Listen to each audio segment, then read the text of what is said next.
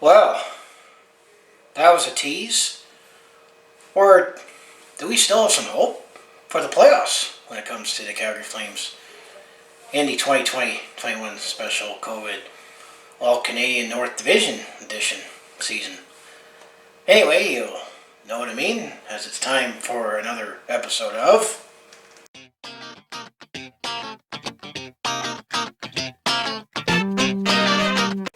Hi there, it's Brett Hornby here, and welcome back to my YouTube channel. And yeah, it's a different intro this time, as we're getting into the short strokes when it comes to the 2020-21 season to make the math work. So this is now on a special 4-game edition of my Calgary Flames in 4.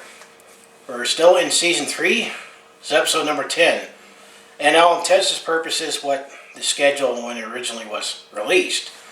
We're going to talk about games 49 to 52. However, the Calgary Flames have not played 52 games as of this, so bear with me with that, but it's all going to add up to the end when it comes to the final episode. But going into this past week, the Calgary Flames, on one hand, looked like we were having no hope for the playoffs.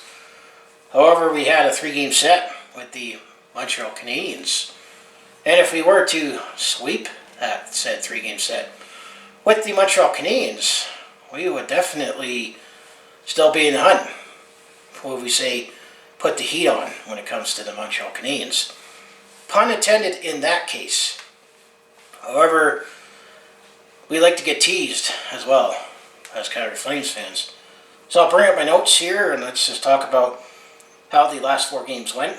As this we'll talk about the Montreal Canadiens, the team that we are homing in on, and throw in the Battle of Alberta at the end of it. So, in all intents and purposes, when the schedule was originally put out, this was game 49. Let's go back to Friday, April the 23rd, as the Calgary Flames are starting their 3-game set with the Montreal Canadiens at home at the Scotiabank Saddledome. This was a 7 p.m. puck drop, and as I said, this was the start of a critical 3-game set to keep the slim playoff hopes alive. As coming into this stretch, the Calgary Flames were 8 points behind the Montreal Canadiens, and Montreal still had a game in hand. So there definitely was no room for error, as we'll still look back on what if, especially with one team in particular. If or when indeed we do not make the playoffs. Thinking if we had a better record against one team, could we be talking about the Flames making the playoffs? But we'll still take it 1 game at a time, as coming into this one, the Calgary Flames must sense that they had to win this to keep their slim playoff hopes alive, as they did outplay the Montreal Canadiens in the first period and also strike first. As the first goal of the game came from Dylan Dubé just past the 6-minute mark on his 8th of the season to make it 1-0 for Calgary at that point. However, Montreal did strike back on their own later in the first period. First, it was Tyler Toffoli. What a pickup he's been for the Montreal Canadiens, as at that point was his 23rd goal of the season. He definitely likes playing against the Calgary Flames and the Vancouver Canucks, as he tied it up past the 13-minute mark, and then it was Joel Armia. So Montreal had 2 goals of their own to answer back in the first period. Joel Armia scored a 6th just before the 18.5-minute mark, so Montreal had a 2-1 lead. Late in the first period, let's say not looking good at this point, if we want to keep our slim playoff hopes alive. However, just before the end of the period, exactly a minute later, as it was Calgary who ties it up, at exactly 19:24 of the first period, as it was Andrew Mangiapane who scores his 13th to tie it up later on the power play. So we had a 2-2 game, and that's how things stood after the first period. Calgary-Montreal tied at 2-2 after the first period. Second period was a very tentative play period, as there was not much action to report for either side or even any scoring. So the game still remained 2-2 after the second period. And you also can tell that we're later in the season because there's lack of penalties called. And also I think both teams know what's at stake, where the Montreal Canadiens were thinking, we really have a chance to solidify our spot in the North All-Canadian division, while the Calgary Flames wanted to put the heat on to keep Montreal on their toes. Third period, after the Calgary Flames killed off an early penalty, still tied at 2-2, I felt that Calgary did have the edge in play overall and was able to pull it away with this one in the third period. First, Sean Monahan scores the goal-ahead goal on his 10th just before the 6-minute mark of the third period, and Calgary now takes a 3-2 lead at that point. Then the game remained 3-2 for most of the third period. Then it was Elias Lindholm who puts it away in the empty net with 8 seconds to go to make it 4-2, and that was his 14th, to get closer to Montreal in the standings for the final playoff spot in the North Division.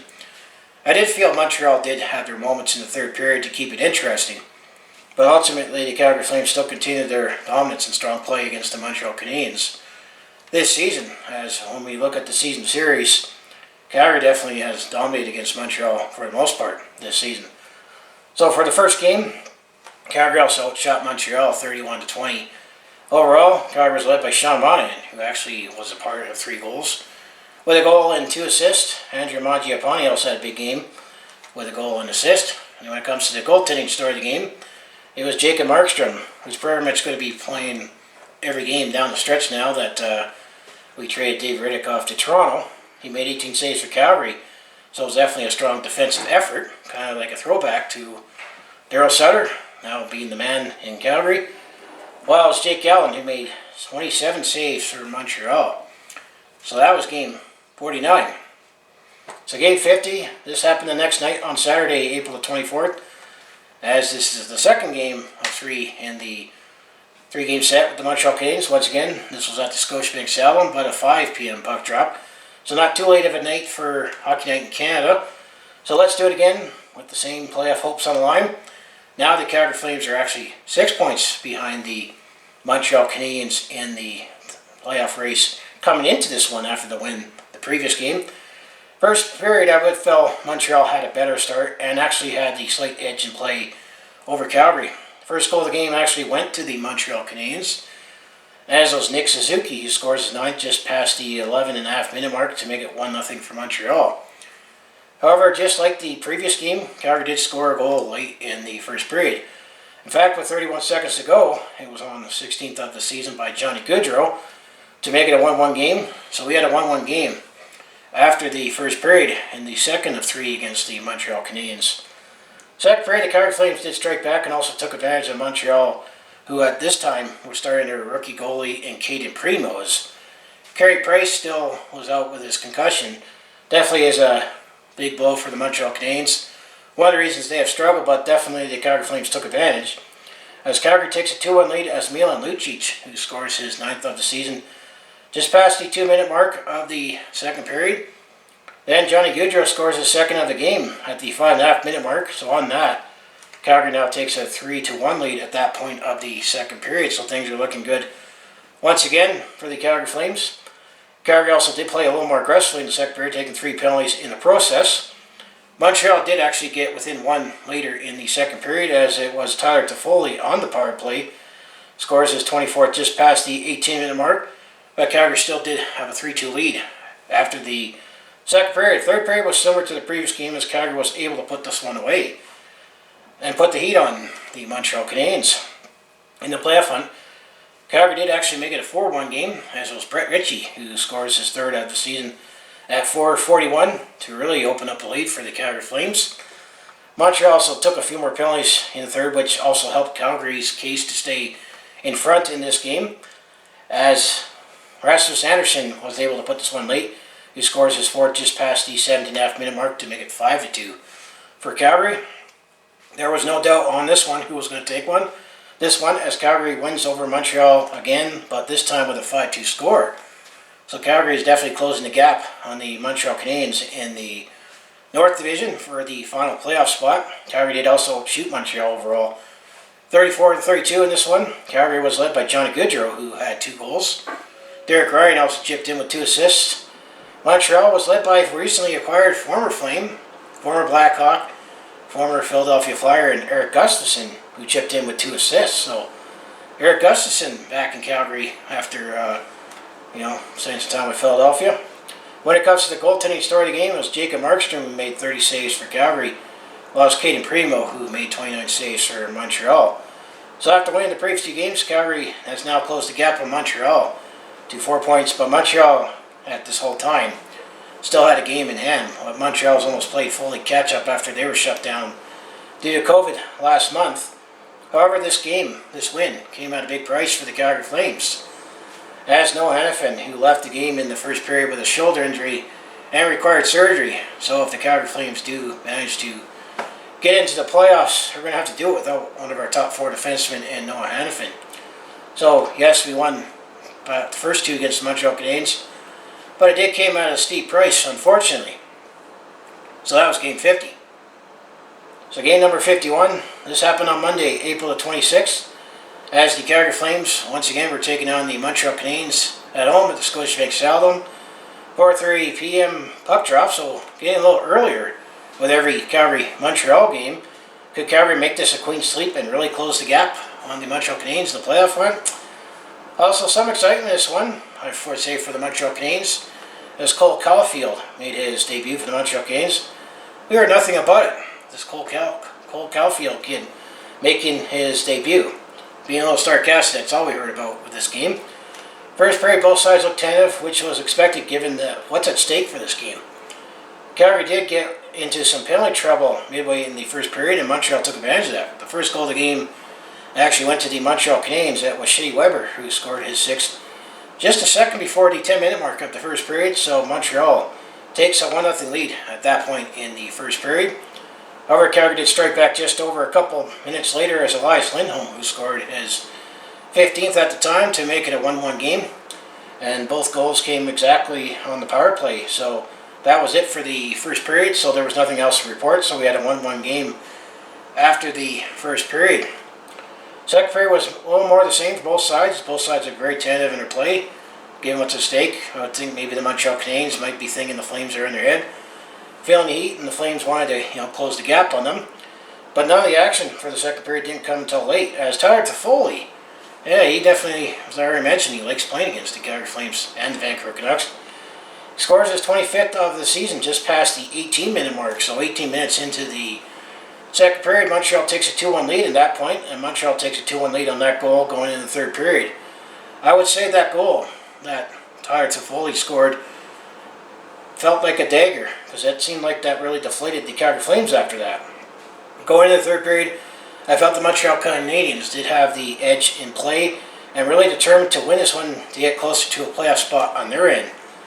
There was actually no score in the report, so Montreal actually takes this one 2-1 to separate themselves 6 points from the Calgary Flames and have that game in hand in the North All Canadian Division. So after everything was said and done, the Calgary Flames only actually gained 2 points on the Montreal Canadiens. That's why it was said that if Calgary were to keep this thing interesting, they would have had to sweep all 3 games and then have to win it all in regulation. And we almost got there. That's hence the tease I mentioned at the beginning. So Montreal also actually outshot the Calgary Flames 24-22. So I felt, it was definitely a tough loss.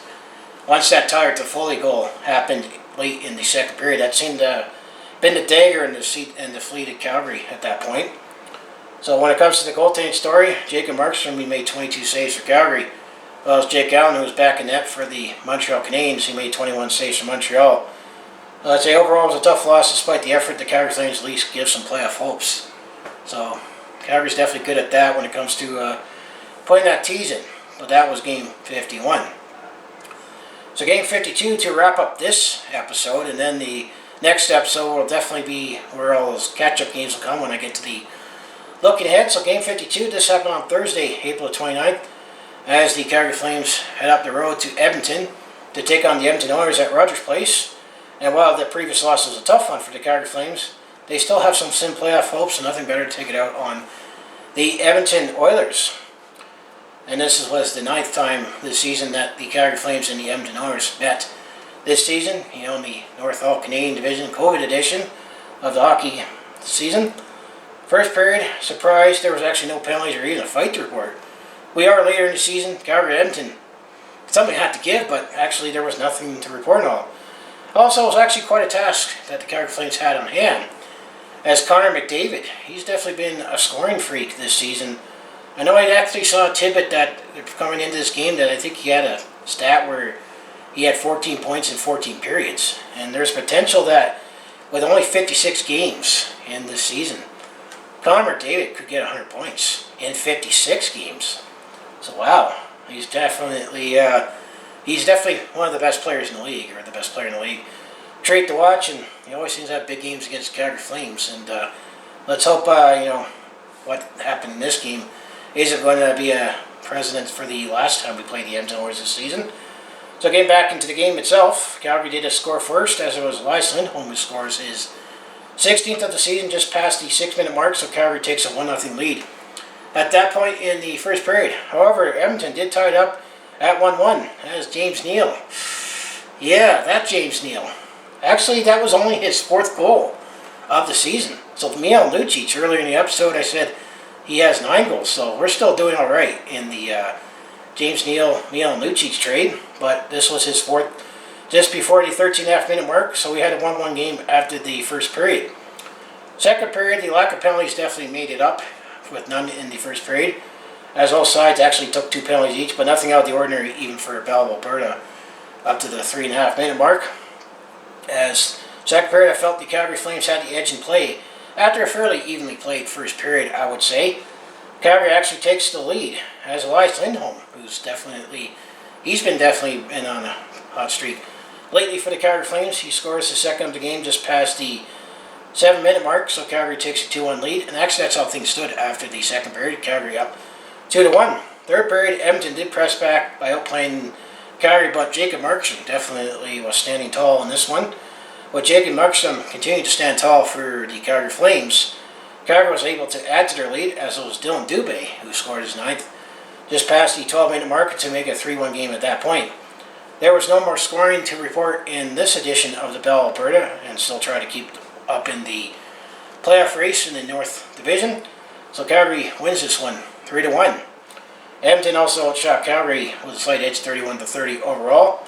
Calgary was obviously led by Elias Lindholm, who had 2 goals, and Matthew Tkachuk, and Rasmus Andersson each chipped in with 2 assists each for the Calgary Flames. So when it comes to the goaltending story of the game, Jacob Markstrom, he definitely was the difference for the Calgary Flames, as he made 30 saves for Calgary. Well, that was Mike Smith, who made 27 saves for Edmonton. So that's how Calgary has done the previous 4 games. We won 3 out of 4. But that one loss definitely stings, given what was implications when it comes to the playoff race.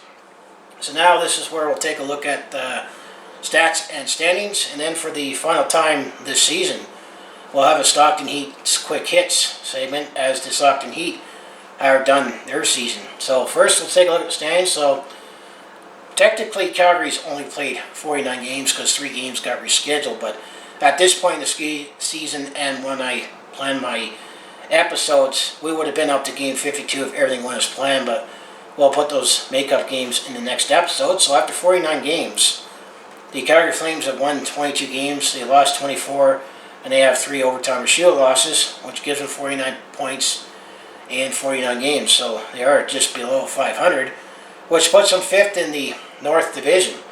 They are actually 4 points behind the Montreal Canadiens for the final playoff spot, but Montreal still has a game in hand. And then when you break down where Calgary, how they've done at home and a road, at home they're 12-11-1.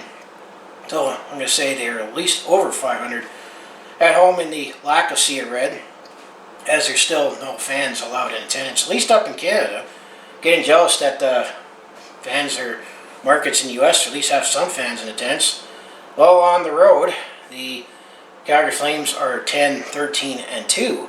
So they're not as good on the road, even though I'm going to still say those jerseys, retro jerseys, look a lot better.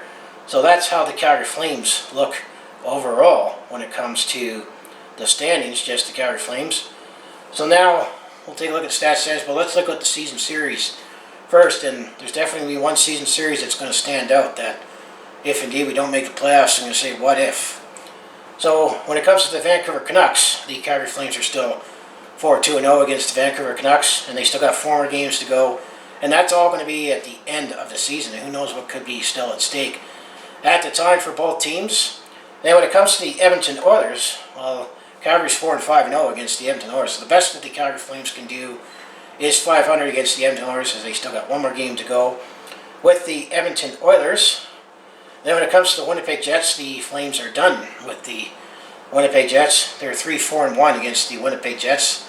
So we had a couple tough losses against the Winnipeg Jets.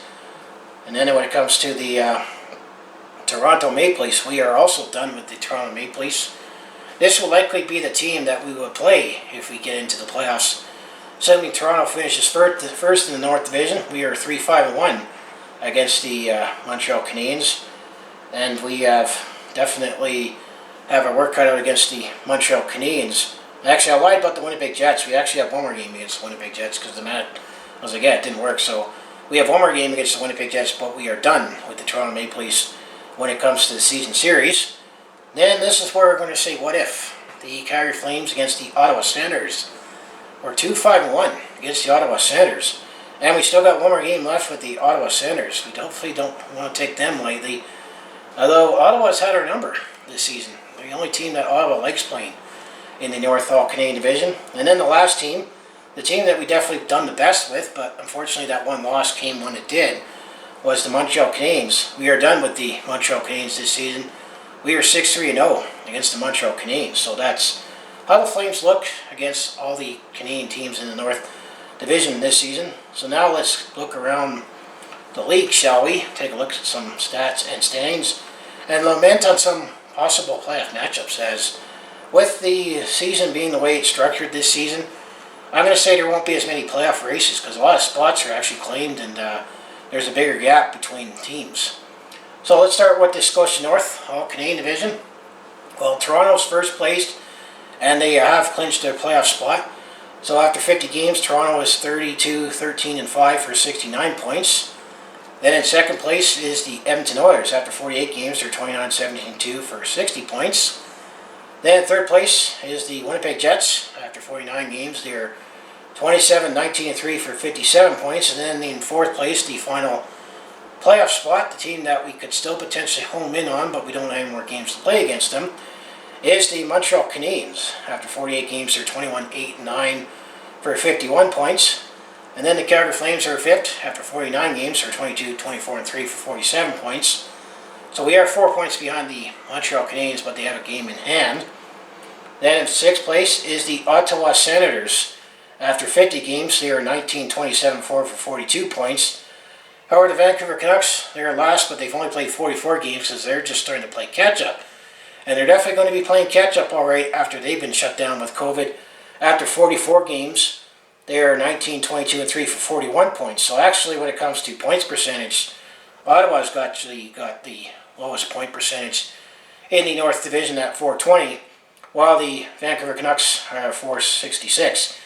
Calgary is 480, so it depends how Vancouver does with a very compressed schedule to playing catch-up. Maybe they could still potentially put on the heat against the Montreal Canadiens, but I think when it comes to the playoff matchups in the North Division, I think Toronto is likely going to be playing Montreal. I would actually like a Toronto-Montreal first round. It's been a long time.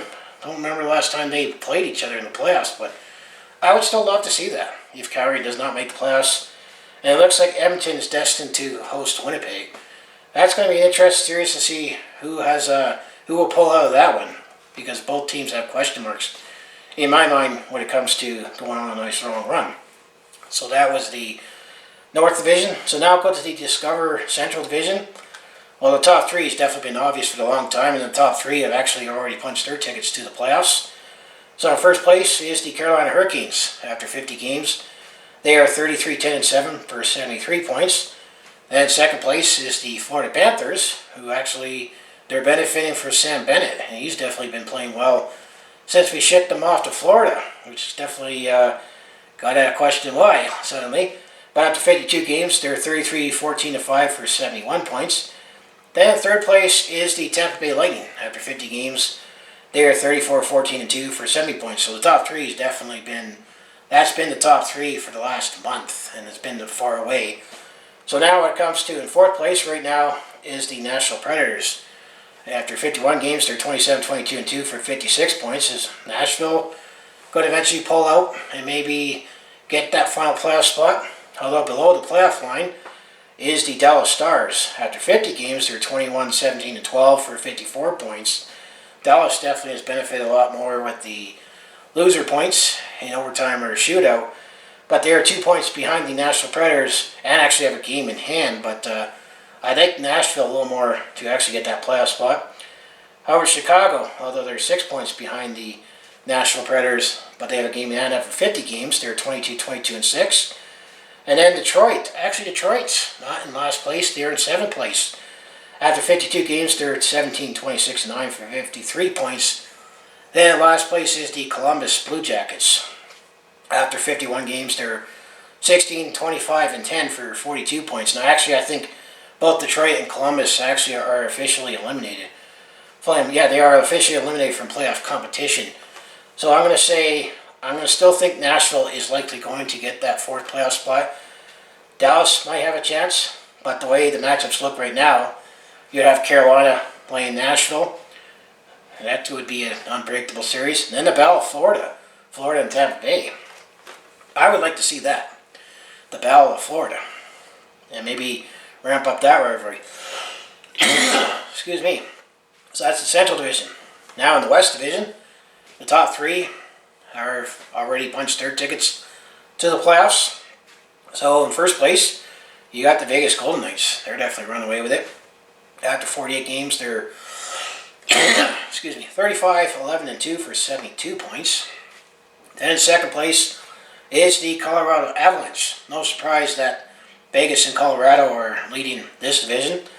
After 57 games, they're 31-12-4 for 66 points. However, it's a little bit of a surprise that the Minnesota Wild are in third place and have already punched their ticket to the playoffs. In 49 games, they're 31-14-4 for 66 points.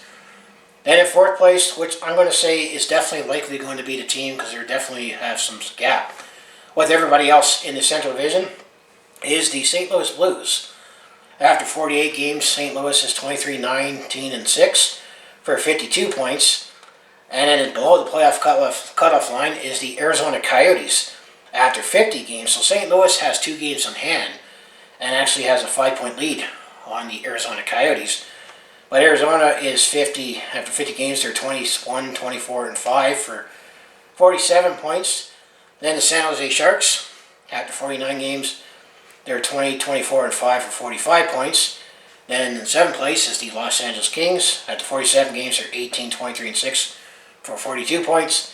Then the Anaheim Ducks, after 50 games, they're 15-28-7 for 37 points. So I think unless they really stumble, I think St. Louis is likely going to make the playoffs.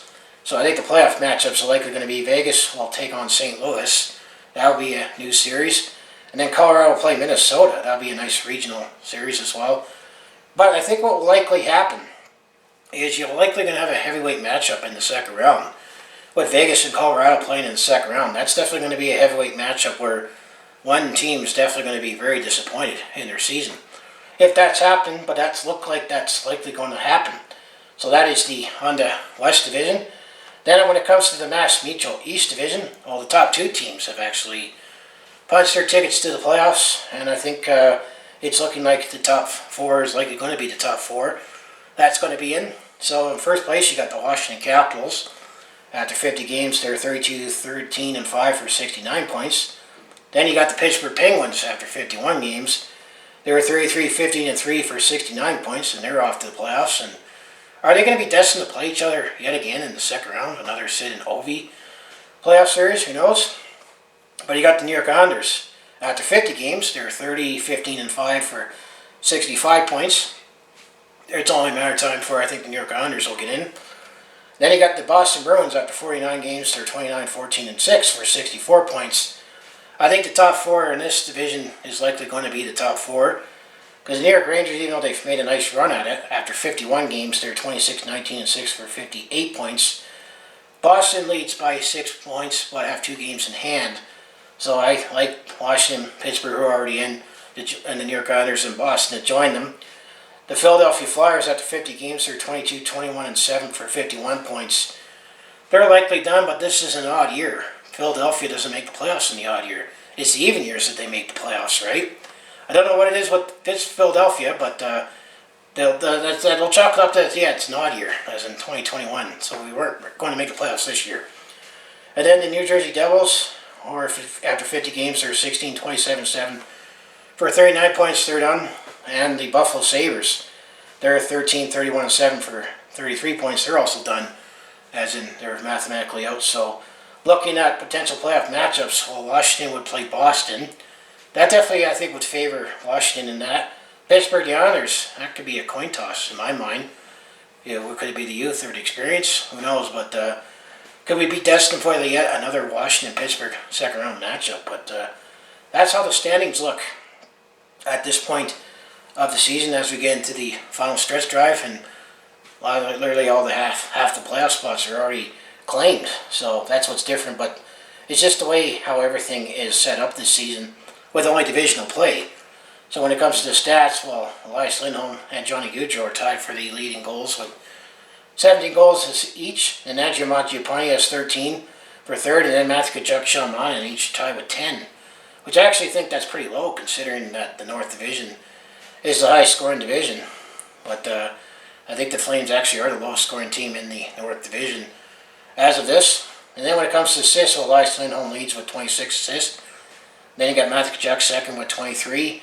Johnny Gaudreau third with 21. Michael Backlund fourth with 19. And Sean Monahan rounds up the top five with assists with 18. So when it comes to the points, well, Elias Lindholm leads with 43 points. Johnny Gaudreau second with 38. Matthew Tkachuk is third for 33. Sean Monahan is fourth with 28 points. And Michael Backlund rounds up the top five with 27 points. But let's take a look around the league, because there's definitely been some very, very interesting stats, shall we say. Let's look at the top five when it comes to scoring. Well, Connor McDavid, he has 84 points. He actually might get 100 points in this 56-game season. And then Leon Draisaitl second, way back at 67 points, which is still pretty good. Then Mitch Marner is third for Toronto with 62 points.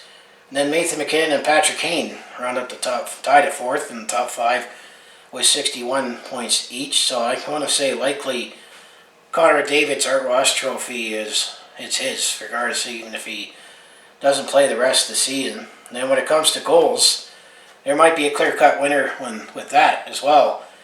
It would definitely be a stretch with Austin Matthews say he could score 50 in a 56-game season. He has 36 goals at that point, and he's leading. Second place is actually Connor McDavid, who has 28 goals. So I'm going to say Austin Matthews is likely going to run away with the Rocket Richard trophy. And actually Brad Marchand is third in the league with 27 goals. Then Mikko Rantanen has 26 for Colorado. And Tyler Toffoli is in the top five with 25 goals. So that's definitely a surprise to see Tyler Toffoli there, considering how he's been doing this season. When it comes to assists, well, Connor McDavid leads the way with 56 assists. Patrick Kane is second with 46. Mitch Marner has 44 for third. Leon Draisaitl is fourth for 43. Then Nathan McKinnon rounds up the top five with Adam Fox. Yeah, the guy that we drafted back in 2016 has 42 points with Nathan McKinnon in assists. So Adam Fox is definitely showing that he is one of the top young defensemen in the league. He wasn't willing to play here, and actually also wasn't willing to play in Carolina. So he's definitely doing well with the New York Rangers. So that's just a quick look at the players when it comes to player stats of the Flames and the league. And then when it comes to team stats, here. So when it comes to the power play, the Calgary Flames are 17th in the league with 19.9%. Carolina leads the league with 27.1%. And then when it comes to the penalty kill, the Calgary Flames actually are 11th in the league with 80.8%. The Vegas Golden Knights lead with 86.5%. And then shots per game, these are shots against per game. The Calgary Flames are actually 10th with Philadelphia, Washington, New York Rangers with 29. Colorado leads with 26. So actually I did expect our special teams and our shots against per game to improve under Darryl Sutter. And I think it has slowly, but I think we're not going to see any of the benefits of that till next season when we have a full normal season. So when it comes to face-off win percentage, actually the Calgary Flames are starting getting better with that, as they are 13th in the league with 50.6%. Boston leads the way with 50.5%. So that's just the quick stats, quick Quick look at the stats and standings when it comes to the Calgary Flames and the NHL as a whole, and lament on some possible playoff previews. So for the final time this season, let's bring on the Stockton Heat quick hits. So here's that.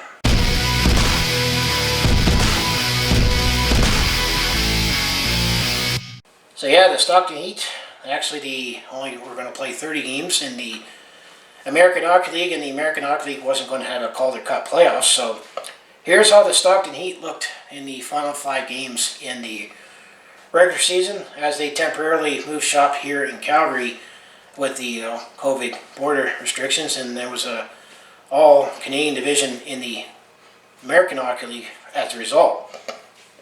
So game 26 on Thursday, April 22nd, as I meant to say, the Stockton Heat had a series against the Manitoba Moose in Winnipeg. This was a 5 p.m. puck drop at the Bell MTS Iceplex as the Manitoba Moose actually won this one 5-2. Glenn Godwin and Matthew Phillips each had a goal. Tyler Parsons actually was now with the Stockton Heat. He was in net for this one, made 20 saves on 25 shots. So game 27, this happened on Saturday, April the 24th, as the Stockton Heat continued their series with the Manitoba Moose. This was a 12 p.m. puck drop at the Bell MTS Iceplex, and the Manitoba Moose shut out the Stockton Heat 3-0. All I can say is Garrett Sparks, he made 40 saves on 43 shots, so Calgary was terribly outplayed against Stockton, I should say, was terribly outplayed by Winnipeg's farm team, Manitoba. So that was game 27. Game 28, this was on Monday, April 26th, as the Stockton Heat were still playing the Manitoba Moose. This was a 12 p.m. puck drop at the Bell MTS Iceplex, and actually the Stockton Heat, they won this one 3-2 in the shootout. Adam Ruzicka, I'm going to say he was one of the top players for the Heat this season, had a goal and assist. Alexander Yeltsin had a goal. And Matthew Phillips, another player I'm going to say stood out for the Stockton Heat this season, had the shootout winner. And then it was Andrew Shortridge who was in net for the Stockton. He made 38 saves on 40 shots. So game 29, this happened on Thursday, April 27th, as the Stockton Heat were wrapping up their series with the Manitoba Moose. And this was a 5 p.m. puck drop at the Bell MTS Iceplex, and the Manitoba Moose won this one 3-1. It was Emilio Pettersson who had a goal in this one, and Garrett Sparks made 24 saves on 26 shots. Then the last game of the season for the Stockton Heat, game 30, this happened on Thursday, April 29th. Actually, no, they were still playing the Manitoba Moose. The last 5 games, the Stockton Heat played the Manitoba Moose, and the Manitoba Moose won this one 2-1 in overtime. So Stockton only had 1 out of 5 against Manitoba, but they only won that one in a shootout. This was at the Bell MTS Iceplex for a 3 p.m. puck drop. Ichu Taloa was the only one who scored for Stockton with the goal. Andrew Shortridge made 35 saves on 37 shots. So how the Stockton Heat did, well, if they didn't win 8 games in a row there earlier in the season, it definitely would have made the standings look even worse. As the Stockton Heat, they finished the season with 11 wins, 17 losses, and 2 overtime shield losses. So they had 24 points, and they were 5th in the AHL Canadian division, which is last place. So that is the quick hits for the Stockton Heat, and I plan on doing this going forward, regardless of who our farm team is. But just with the spirit of the Stockton Heat playing their home games here in Calgary, I had a much closer look at the Stockton Heat and how they're doing. So it was just getting games in when it comes to everything, when it comes to hockey below the professional level. Same with the Calgary Hitmen. So that's the Stockton Heat. I always say is that Adam Ruzicka and Matthew Phillips were definitely the big players for the Stockton Heat this season. Maybe these are players that we can look forward to in the future. So let's look ahead to the final games for the regular season, and I'm going to still call the next episode My Calgary Flames in 4, but in fact there's actually 7 games, because 3 of those games have been rescheduled and made up, and so they're going to be thrown in on the next episode. So game 53 was going to be on Saturday, May the 1st. We're heading into May, and we're still talking about hockey and not the playoffs. Strange times we're living right now, as the Black Keys song goes. So game 53, Saturday, May the 1st, the Calgary Flames will play their final game against the Edmonton Oilers in Edmonton. This will be at an 8 p.m. puck drop at Rogers Place Hockey Night in Canada. So game 54, This will be on Wednesday, May the 5th, as the Calgary Flames will go back home to take on the Winnipeg Jets for the final time this season. This will be a 7:30 puck drop at the Scotiabank Saddledome. And then the next game will be Game 48, Makeup Game 48. This is scheduled for Sunday, May the 9th, as the Calgary Flames will be taking on the Ottawa Senators at home at the Scotiabank Saddledome. This will be a 6 p.m. puck drop. That game was originally rescheduled from Tuesday, April the 20th, so that's why I'm calling that one Game 48 with Makeup in the brackets. And then the next game will be Game 43, the Makeup game. This will be scheduled on Thursday, May the 13th, as the Calgary Flames will be taking on the Vancouver Canucks at home. This will be a 7 p.m. puck drop at the Scotiabank Saddledome, and this game was rescheduled twice because the COVID outbreak that happened with the Vancouver Canucks. This game first was originally scheduled for Saturday, April the 10th, but then the Calgary Flames wanted to play the Edmonton Oilers again that night instead. And then it was rescheduled to Monday, May the 3rd, which now got rescheduled to Thursday, May the 13th. Follow along? So this game got rescheduled twice. So that will be the 43 game made up. And then Game 38. This will be that makeup game. This game is scheduled on Saturday, May the 15th, as the Calgary Flames will be in Vancouver. This will be at Rogers Place Arena.